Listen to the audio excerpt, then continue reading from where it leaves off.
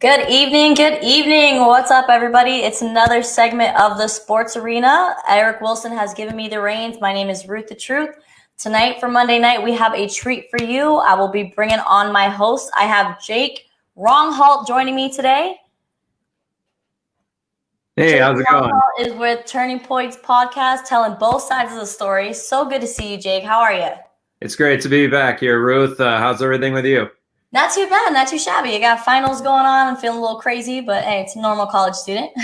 Very also nice. With us today, we have Mike Carotenuto from Sports Hangover NBC Sports Radio out of Arizona. How you doing, Mike? Also, he is doing the Believe in Pac-12 basketball podcast, so make sure everybody is checking him out on that. Mike, good to see you. How you doing? It's good to see you too, and I saw that beautiful Jason Witten poster you have back there. So very stylish. I don't know. I saw it when you came on, but yeah, Jason. Where's Witten, the Jamal Adams one? I don't have one just yet. He's not a cowboy. I had to do one. Well, it's so nice to have you guys joining me today. We have some things to jump into. Is there anything that you guys want to start off? What do you guys have going on? Well, about to go into week 4 of the podcast. We're going to have Stephen Muhlhausen from The Zone on, and then we'll also have Rudy Reyes of the Root Dog podcast joining us here on the Turning Points podcast. So can't wait to have those guys in and talk both sides of the story with them. Awesome. What about you, Mike? What are you working on right now? Just podcast stuff too. We had Jerome Randall on last week, which is up now, so everybody can listen.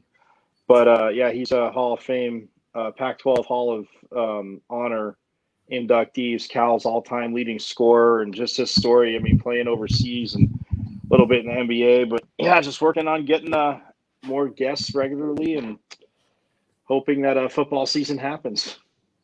All right, and I believe we have someone else joining us, Alex Fleming with Turf Talk. How are we doing, mister? Oh, man, as you can see, I'm just now leaving the strip club. I was with Lou Williams on that Magic City Mondays.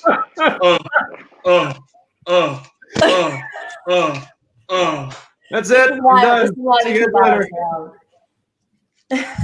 How you doing, Ruth? I'm so glad to have you guys on today. We are just going to dive right in because I need to dive right back into the books because I got finals in the morning. So starting off, I just wanted to mention congratulations to the Tampa Bay Rays for winning their 3rd game in a row, defeating Atlanta 14-5.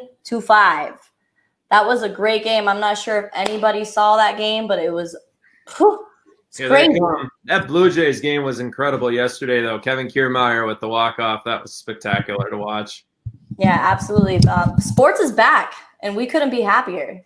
Not only is the Tampa Bay Rays making a splash in the baseball field, but we also have Orlando City making a splash in the bubble. Yes, they are in the quarterfinals. I'm so happy that they are making a big turnaround compared to last season. It might just be the head coach. They hired a new head coach, and everything looks like it's doing well for them.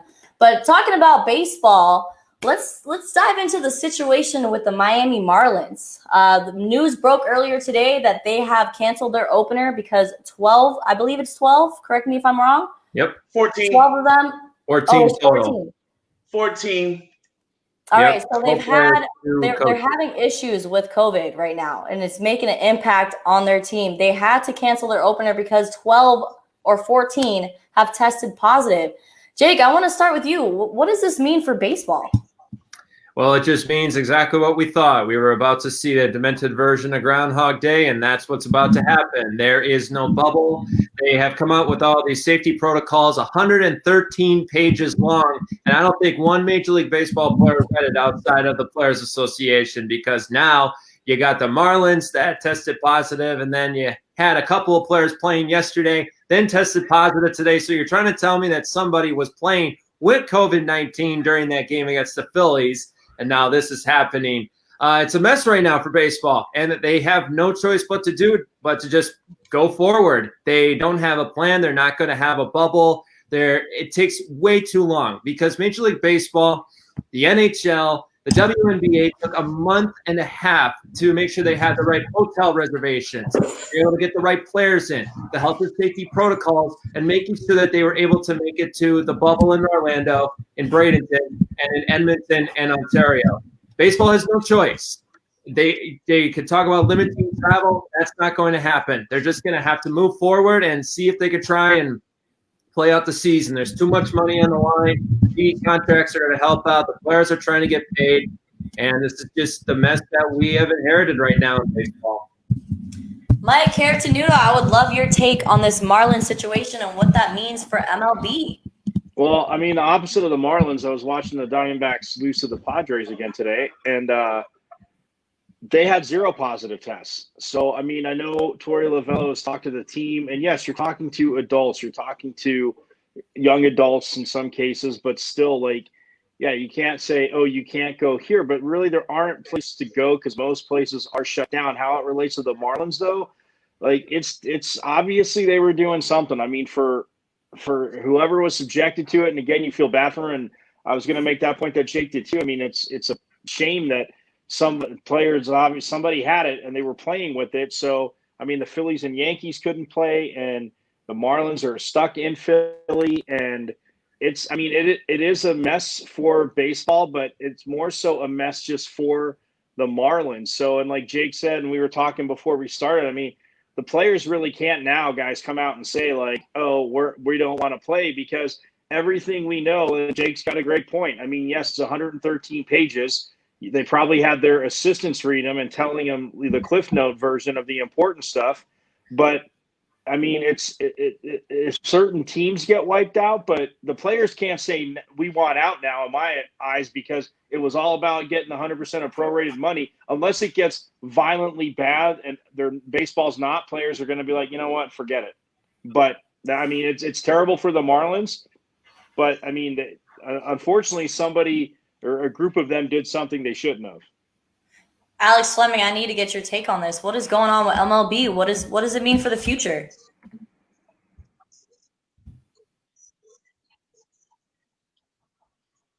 First and foremost, can you understand me? Can you hear me? Are we good? Yeah. Ruthie froze on me. We're good? Okay, cool. Let's read between the lines. Baseball players weren't following the guidelines. I believe they pulled a Lou Williams and went to a magic city of their own. Because when 11 players test positive for COVID, that means somebody was screwing in the hotel rooms. They weren't paying attention to the distance laws. They were Florida Marlin players in Miami having fun, drinking it up, if you know what I mean. And they got the whole damn team sick. And now New York and the Phillies are all in rifle range because this team was disrespectful, and then think about the MLB camaraderie. They should be fined, and there should be an investigation. Because if one person makes it bad for everybody, and this bubble was already getting ready to burst, hell, there was barely a bubble. They're just now playing baseball, and it's July. They missed the 4th of July deadline. So when you got Miami players partying it up, and then they get sick, you got 11 players, 2 staff, and a coach. Okay, so it's not just the players; it's the whole damn organization, and it's a damn laughing stock. But what's the chances? And I do mean the chances that this doesn't spread to the rest of Major League Baseball and does an automatic shutdown. I mean, TV contracts already shown commercials that the Yankees are going to be playing the Phillies, and no, they're not. They're not playing because they've been postponed for 2 days. And as far as the Marlins is concerned, their home opener, if they were going to have people in the damn stands anyway, because they hardly ever do, that's been postponed too. So the chances of this whole MLB thing actually happening, you already know how I feel about it. I consider right now them playing Jason Voorhees. They're already dead. They're resurrected. It's going to take somebody to burst the bubble to put them back in the grave. Alex, I think we're dead on, man. It's like Friday the 13th, part 6. Jason lives now. It's starting to go from, horror movie to camp, and that's what it's starting to become with baseball. I mean, tonight we were supposed to have 12 games, and instead we had 2 games postponed due to COVID-19 outbreak, and then we had one because of rain. That was the White Sox and the Indians. So we only had 9 games going. But honestly, I really couldn't turn on baseball at this point because I just didn't know what was going to happen. And we don't know how long this beast is going to walk until somebody, well, it basically does what they do to slashers like Michael Myers and Jason Voorhees. They try and kill him off. And I just don't know when this is going to go. But to me, I don't know how baseball is going to be able to go 60 games. I guess we're just going to have to take it just like the summer movie season. Take it every 2 weeks until it comes to a point where it's move on to spring 2021. That's what the movie season is doing. But Alex, to your point too, and Jake, the one thing is, and Alex, you and I have been on the same page about this. I mean, when they were complaining about money and couldn't agree, you missed July 4th. Why play? I mean, literally pack it up and just don't feel pressure just because the NBA's coming back, and the NBA's got it in a way. I mean, yes, tough because you got to get people from all over, but a bubble.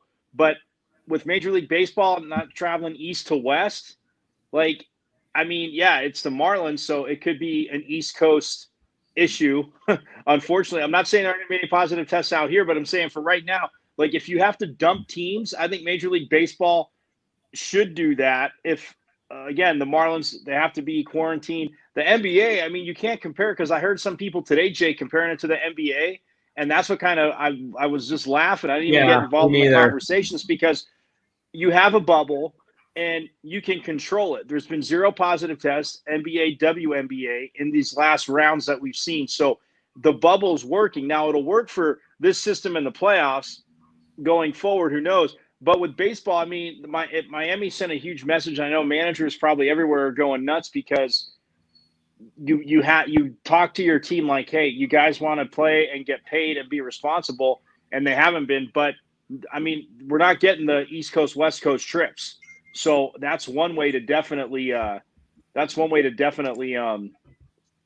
control it. But I mean, I'm with you. I mean, they passed July 4th, forget the season anyway. All right, so we're gonna change a little bit. We're gonna talk about WNBA. We've had some exciting games going on, and I just read up on Kyrie Irving donating $1.5 million to support the WNBA players that have decided to sit out the season. Nick, what does that say to you that Kyrie is making that type of effort for the WNBA? Well, one of the things that we have a problem with in sports media is that we always try to skew to the negative and we forget about the positivity that Kyrie Irving has actually achieved throughout his career when it comes to charity. This is a bull side. 15 players opted out of the season, including 3 players for the Mystics. And everybody was talking about, how, why would you give these girls $1.5 million? He's not giving them $1.5 million. He's giving them $100,000 each. It's for each player. It's for all 15 players to work out something. And I think this is actually a really good thing because, and I understand, everybody wants to keep talking about it, but understand these are professional athletes who are putting their lives on the line. Honestly, you're putting it to this point where they could get sick. And we keep talking about this bubble that, we got everything all settled up. Well, guess what? We're about to go into the season on July 31st with the NBA to see if they can consistently play these next 8 games and then get ready for a postseason. It was a blessing to see the WNBA play like they did, no positive tests, and we got some great basketball out of it. I mean, I watched that Sky Aces game. I was hooked right from the beginning. I could not believe how the Las Vegas Aces could not get the Chicago Sky off their back. And then finally, Allie Quigley, 3-point shot, clutch. It was like Enrique Agumbawale in that NCAA championship, Mississippi State. So I really love what Kyrie Irving is doing, and I'm waiting and going to be patient with the WNBA. All right, Mr. Carotenuto, I'm going to take it to you. How do you feel about the positivity that Kyle Irving is pumping into the WNBA? I mean, I think look, he still believes the earth is flat, but he's always been a generous person. I've always loved listening to Kyrie outside, just in general anyway. And I mean, to piggyback off Jake, it's something, and players are opting out. I mean, the certain players opted out, and I mean rookies. You haven't seen obviously no rookies are really going to opt out, but for what he's doing, the message that they're sending, I mean, I think to other sports and other athletes, and even to go back to like some baseball players. Obviously, the baseball players, the big name guys that opted out too, because they were going to be free agents or whatever. But for the WNBA, for these guys to get involved, I mean, I know obviously with Kobe's passing, and Kobe had been a supporter of it. And I mean, I said for years, like, not that they weren't, but it's like, oh, they're just kind of at some games or put in an appearance. It didn't seem like they were, not that they didn't care, but as supportive publicly. And now that they're both kind of in that area in a bubble and Kyrie's doing this, absolutely awesome. And yeah, the Sky Aces game was great. The Mercury game against the Sparks just killed me because the first half, the Mercury were looking good. I thought they were going to take over. Then they couldn't hit a shot, and the Sparks played defense. So I was pretty bummed about that performance. But yeah, Kyrie and like all like the other. I mean, the guys are. It's good to see the support, and it's good to see the product on the court as well. Alex Fleming, I'm going to ask you about how the WNBA has been pulling in way more numbers than any season ever. What does that mean for you? You stole my thunder. I was about to say, hey, the WNBA is actually pulling in viewers.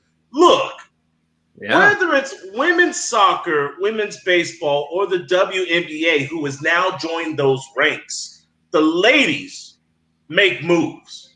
Sometimes the men don't get heard. It's like, you're beneath me, you're a black athlete, you're here to entertain me on a Sunday.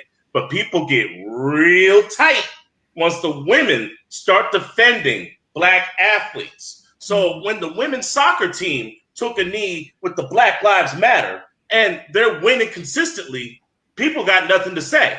Because what can you say? Oh, I can't stand Megan Rapinoe, all those that, but you say it under your breath to yourself. Now, all of a sudden, the WNBA is supporting Black Lives Matter, and you got an owner from the Atlanta Dream, who, by the way, took out stocks before this whole coronavirus shut down the country. Just keep that in mind. Who doesn't want to support this whole Black Lives Matter movement? It takes away from the nuclear family. I believe it's a terrorist organization. I'm threatened. Whatever. Half your team is black, miss. The Atlanta Dream is doing their thing. The WNBA and Bradenton all walked out before the national anthem, New York and Seattle, which was beautiful. And that's when you bring in the haters, because men can be ignored. Women who are protected and coveted in our society, oh, no. When you guys step out of line, somebody's got to either put you in check or say something foul. So when Tony had something to say, I'm sure all four of their fans walked out and was just as pleased. I loved it when Jamal Hill was like, you have no problem making yourself look stupid because you're used to it being a pundit. But due to the simple fact that you're going against your own females, your own feminine promiscuity, just shows how much of a coward and a fake you are. People need to realize how important the WNBA, the NBA, MLB with the Yankees and the Nationals, I didn't miss that, and everybody else is doing for this movement. And by the way, the WNBA players got skills, real actual skills. Did you see the Chicago Sky game this weekend? Real talk. And that was entertaining. So they're coming out of the kitchen because they got something to say to you. Maybe we should start paying attention. But it's also this, and I really like what you're saying, Alex, is that one thing we're seeing a partnership.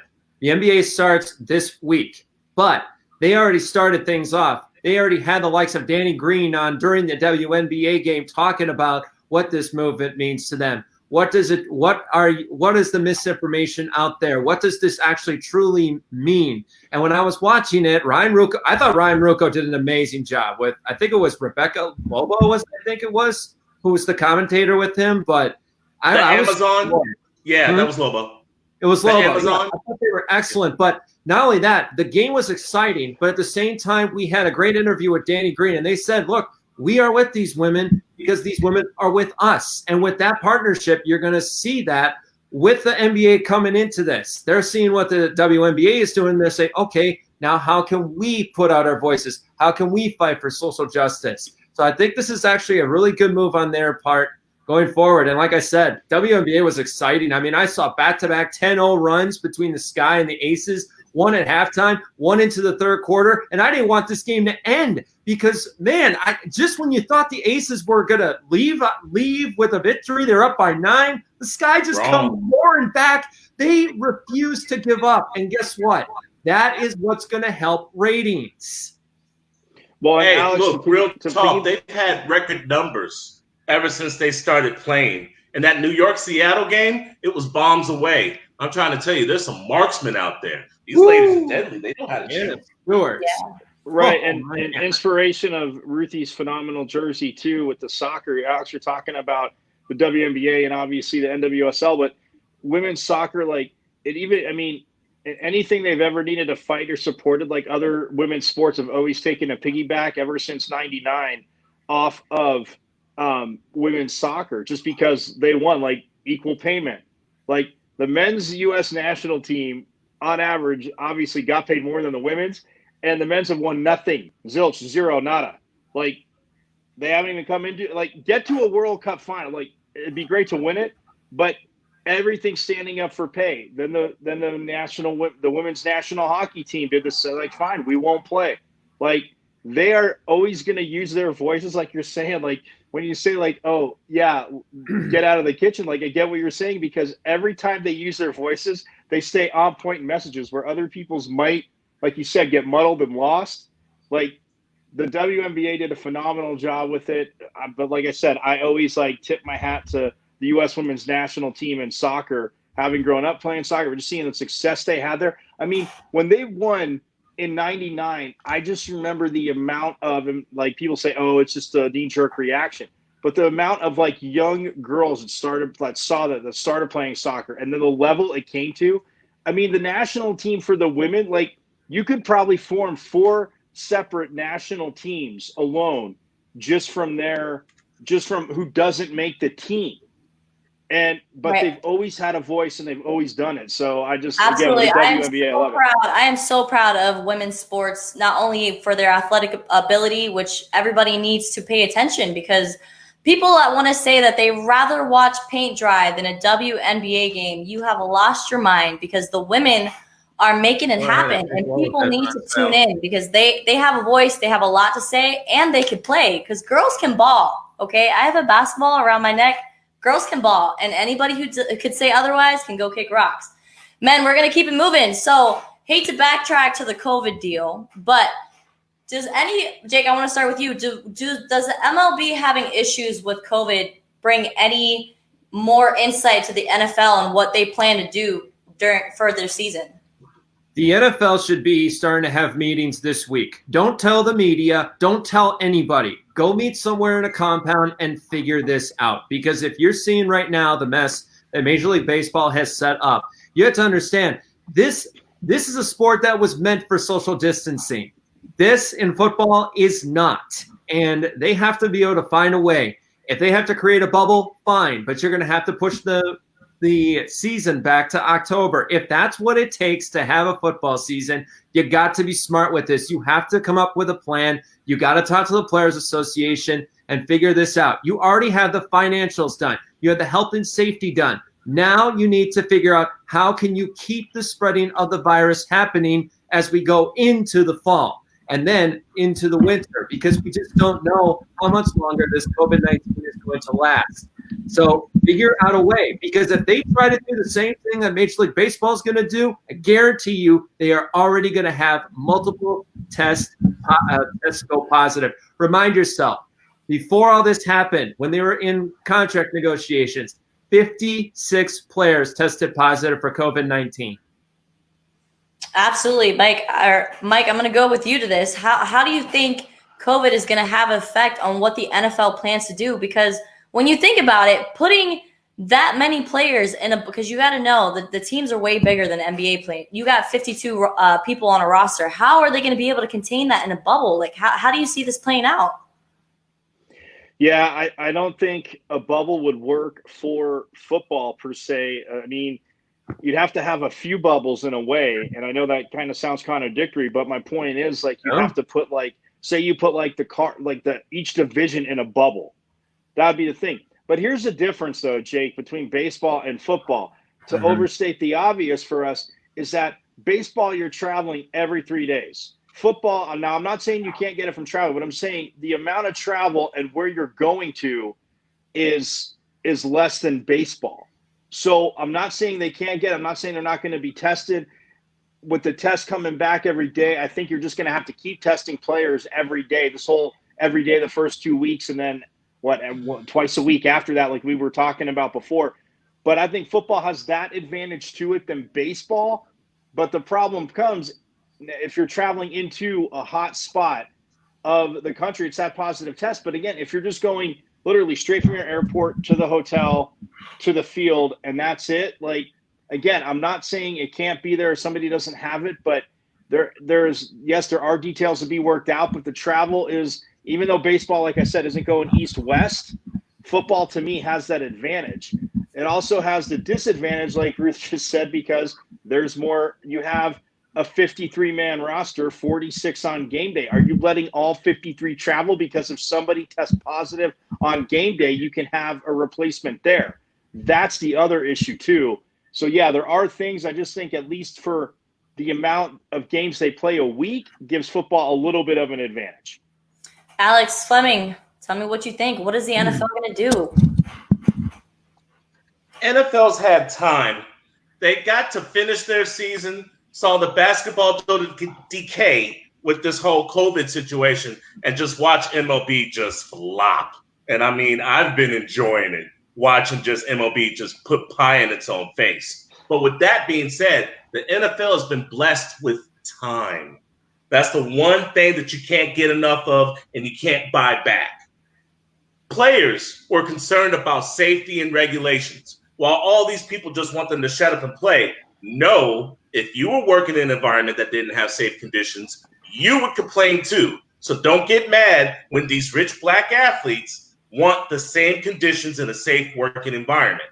With that being said, how in the hell are you going to have a successful 16-game season when you're in constant contact, taking hits, cuts, low bridges, side swipes, blind sides, helmet to helmets, and piles with an opposing team and not contract some sweat or maybe some blood from your opponent and then fly across country or somewhere else and play another 53-man roster that you haven't been in contact with, regardless if you're showing symptoms of not, and go through the same amount of pounding. The NFL right now is a joke when it is trying to have player safety. If they really wanted to do player safety, they would expand the rosters, make it a 2-week beneficial, week 1, week 2, week 3, week 4, so on and so forth, and allow people to sign free agents. If you think for 1 minute that the NFL is going to go uninterrupted without missing stars, injured players, or Lord be it, nobody in the stands in New York and maybe Philadelphia, how well is that going to fly? The NFL is a heartbeat of America when it comes to sports. Baseball is past its prime. NBA is on the rock because you got a lot of angry people who get triggered whenever we say Black Lives Matter. And then you got the NFL, who's going to have its own rock bed of issues, not counting all of the politics aside. We're just talking about COVID and how we need to treat NFL players like citizens and civilians. They are not born, bred, and made to be entertainment to watch people run on a Sunday. So when people get in constant contact with each other for 60 minutes in a game, 16 weeks straight, not counting the playoffs, there's going to be some casualties. The NFL needs to do better. I could not agree with you more, Alex, in that situation. I know the whole COVID thing is a first time for everybody, but we're all just hoping that the NFL can get it together because we need a season. Guys, real quick, Ruthie, real quick, there's players that have already opted out. There's like a list of 8 players today that have already opted out of the season. I know the Cowboys had one. The Ravens had one. I just saw it before we came on, but there's a list of 8 players that have already opted out of the season. And I think 2 of them said they had pregnant wives. So I think that's the reason why two of them did opt out. I was trying to read real quick before I jumped on, but to Alex's Baltimore point, wide receiver DeAnthony Thomas and a licensed doctor in Kansas City, Tardif, guard. That's why Kansas City's not going to repeat, because you're missing your offensive lineman. But other than that, no major big names. Right. Keep it moving. As of right now, that's as of right now. We know this list could even grow even more, and we cannot blame players for wanting to opt out to keep their safety in mind. But one situation that's finally figured themselves out that has broke yesterday, Jamal Adams is now going to be a Seattle Seahawks. The Seattle Seahawks and Jamal Adams has agreed recently that they are going to be. They're who's winning that trade? Do the Jets winning the trade or the Seahawks winning the trade? Jake, let's start with you. Go, Alex. Go ahead, Alex. All right. Seahawks won this trade. Bro, Seahawks won this trade. Let me tell you why. They give up a 2021 first. Seattle is giving up a 2021 first round, a 2021 third round, and a 2022 first round pick. Okay, fine. They get Jamal Adams and a fourth round pick next year. You want to know why Seattle won this trade? They needed a safety. They needed an enforcer for all of these badass wide receivers in the NFC West. For the Cooper Kupps, for the Robert Woods, for the Brandon Ayuks, for the Deebo Samuels, for the Nooks, for the Larry Fitzgeralds, and for the Christian Kirks, and for the Hakeem Butlers. You need an enforcer on that Seattle defense. When Cam Chancellor was on that Seattle defense and they had Earl Thomas before he got busy with the Smash Brother, they had an amazing defense. Russell Wilson acquired Greg Olsen and still has Jacob Hollister. Guys, they still have the rights to Josh Gordon. DK Metcalf in his second year is going to get better. And him and Tyler Lockett are like Hall & Oates. Real talk. They need to compete with San Francisco and Arizona because the Rams are already slipping and sliding. What better thing to do than cause fear whenever a wide receiver catches that football? Let me give you some numbers on Jamal Adams. He led the Jets in sacks. That's problem number one. Number two, he led the Jets in tackles. That's problem number two. Why did the Jets not win this? Have you been paying attention to the Jets? The last time the Jets were good was a good solid decade ago. I remember the Jets for a butt fumble and Joe Namath hitting on Susie Colbert on Monday Night Football. That franchise has been awful. And Woody Johnson didn't have any backlash against Jamal Adams with what he said. Jamal Adams called out the owner and called out Adam Gase. You, me, and everybody else knows that Adam Gase is a joke of a coach. But when he called out Woody Johnson, imagine that. He got what he wanted. Well, Seattle won the trade right now. I'll give that to you. Seattle won the trade absolutely right now. The draft picks, again, down the road, because somebody did point that out, like, yeah, we'll see who they get.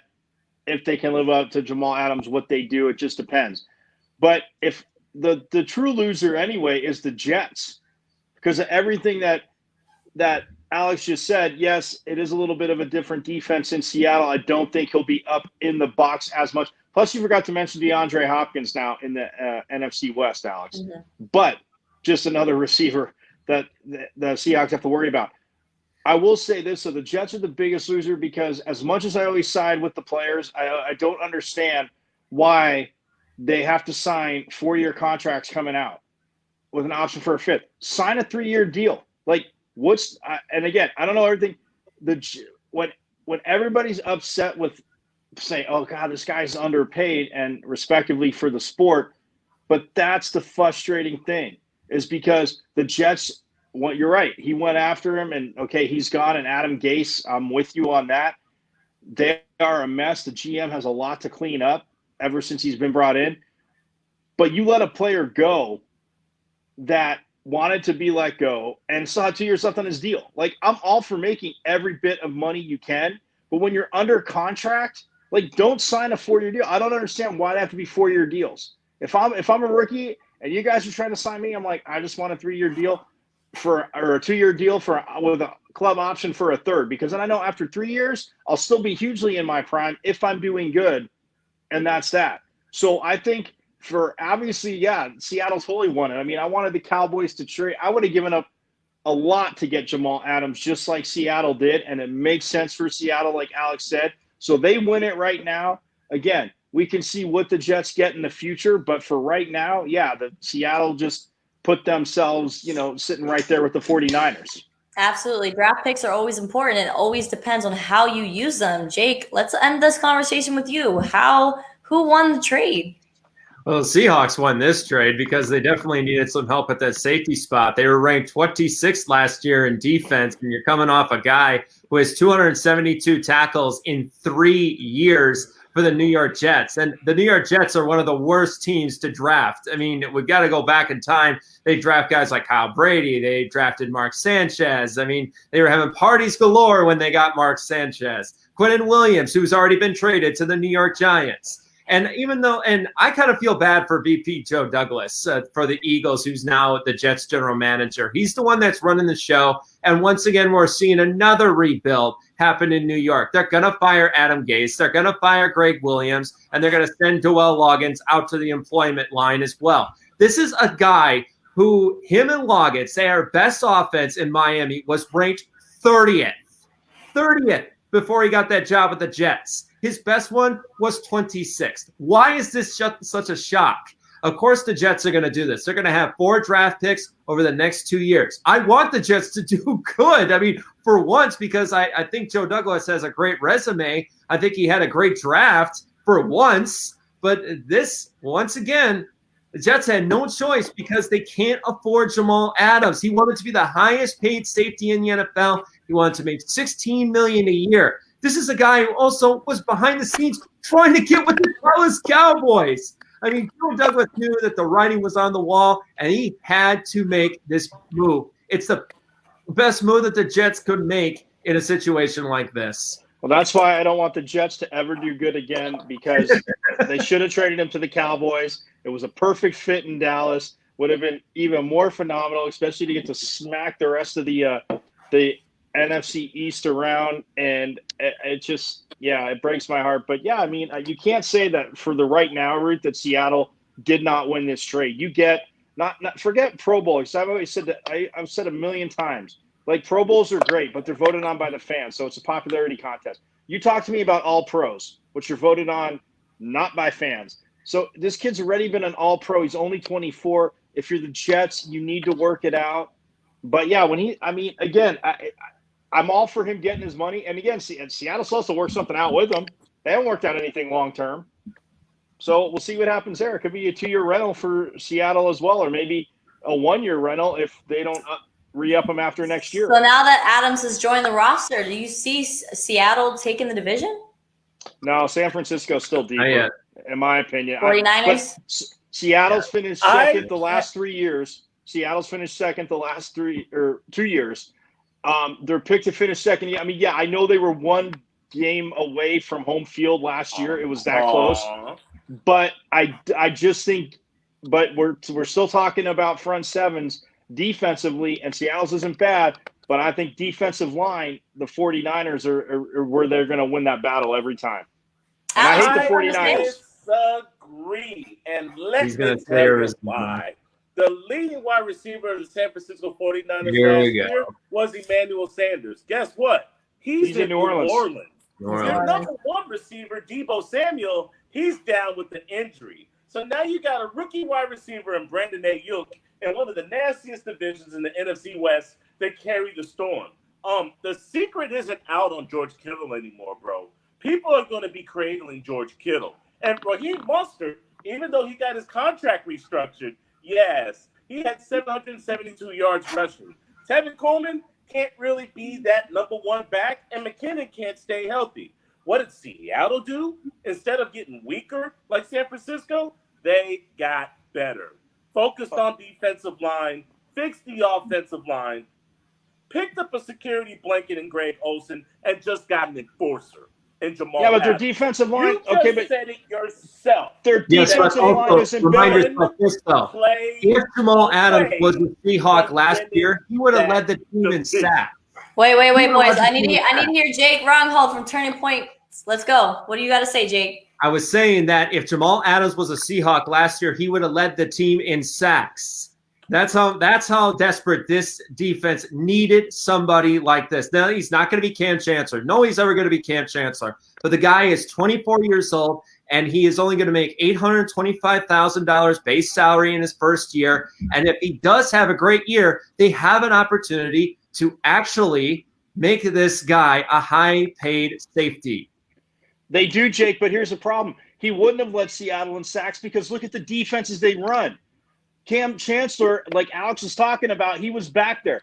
Not that Cam Chancellor couldn't stuff the run, but it was more structured with the pass. Yes, he came up. The Jets run a completely different defense where he was the Swiss Army knife. So I know I'm making a case for him to do that. He's not going to be up in the box as much with Seattle as he was with the Jets. That's just the difference in the defenses right there. Pete Carroll's not changing his whole defense just because he got Jamal Adams. He will move him around, agree. He's still not leading the team in sacks. And Alex, real quick to your point, I'm not saying they didn't get better, but San Francisco's defensive line is way better. Seattle's problem is still their offensive line. It's not the worst, but San Francisco's defensive line can dominate pretty much every offensive line. But they have enough. But the reason they don't have a good offensive line is because they're trying to run off Russell Wilson. Wilson likes it that way. He's mobile, he's fast, and he could be able to get out of the pocket and make something happen. That's why they never rebuild that offensive line to everybody's standards. Chris Carson has been joined with that rookie from San Diego State. They also picked up Carlos Hyde. Penny. Now, with the wide receivers they have and the running game they have, look for them to have a high-dimensional offense between Hollister and Olsen. You need security blankets because Will Dissly had a ruptured ACL. He has weapons for the first time in his life around him. And quiet is kept. Did you see that they signed the guy from Texas Tech who was a tackling machine? He's basically going to be either KJ Wright or Bobby Wagner's replacement. Right. A tackling machine. Right. What better to have in the NFC West? I'm trying to tell you, you and I both agree. It's going to be San Francisco and Seattle. But to think that San Francisco has some major lead over Seattle, oh, you're crazy. I didn't say major. I just said when it comes to defensive line against that offensive line, I'm with you. It's going to be a player too. But San Francisco's defensive line proved that they all can play all over, and they're just going to crush people. And it'll be close, yes. But to Jake's point too, if the offensive line can't protect him, you're saying Russell Wilson, he doesn't take hits, and that's what everybody loves about him. But at the same time, you might not have that much time to throw to some of those guys. I'm just saying, like, it's going to be close. But if I lean towards defense, I'm going to go towards the defensive line of San Francisco. All right, gentlemen. Well, we are going to wrap things up here. Do we have any final thoughts? You rock, because that Jason Witten poster, you rock. Well, you rock anyway, except for when you come out west. But that's okay. I know you're friends with Eric. I'll be in Denver. I'll be back in Denver next month. I'd also like I would like to do a tribute to Regis Philbin. Go ahead, Alex. Go ahead, Alex. I want to say, Dak Prescott, I hope you ball out this year because they already got that replacement. When you were out trying to shop for flowers, you know, they were creeping on the side on the down low. Don't cry. Don't shed any tears because they're not worth it. Jerry Jones didn't think you were worth it. You weren't worth the time. So you should ball out, lose in the playoffs, and be like, bye, Felicia, because there are better things on the horizon. And for those who don't know, Magic City Mondays has specials.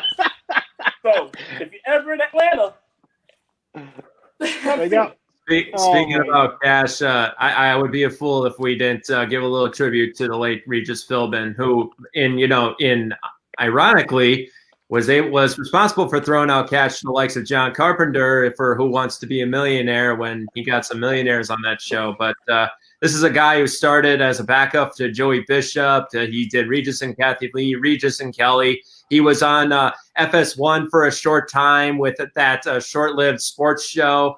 And, I mean, the list goes on. And I just want to say that the world's a little bit darker without Regis Philbin in our lives. Rest in Hey, peace. Jake, when I was a Sun Devil, I actually met Regis Philbin. See?